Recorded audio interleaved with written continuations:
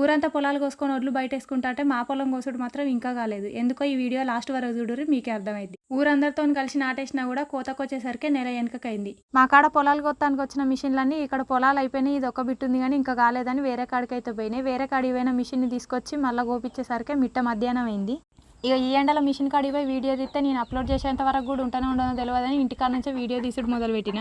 అయితే మా పొలం కోసుడు ఎందుకు లేట్ అయిందంటే మేము వేసింది 5 నెలల పంట. ఈ 5 నెలల పంటని ఒక నెల ముందే మా మావయ్య కరిగట్టి చేసి దున్నిండు. కానీ అప్పుడు టైంకు ట్రాక్టర్లు దొరకక, కూలోళ్ళు గుత్తోళ్ళు దొరకక అప్పుడు ఒక నెల లేట్ అయింది. అప్పుడు నాటేసుడు నెల లేట్ అవ్వడుతోని ఇప్పుడు కోత కూడా నెల లేట్ అయింది. అందుకే పొలాలు అందరికీ కోసినా కూడా మా పొలం ఒక్కటే ఉంది. ఇక లాస్ట్కి మా పొలం కూడా కోసుడు అవుతుంది ఇప్పుడు.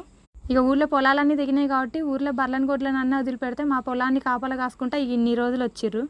ఎట్టకేలకు ఇయ్యాలనైతే మా పొలం కోసుడు అవుతుంది. అయితే మేము వేసిన వడ్లు ఏంటంటే చింట్లు, ఈ సన్న రకం వడ్లు. మామూలుగా సన్నగా ఉండే బియ్యానికంటే మరీ ఇంకా చిన్నగా ఉంటాయి.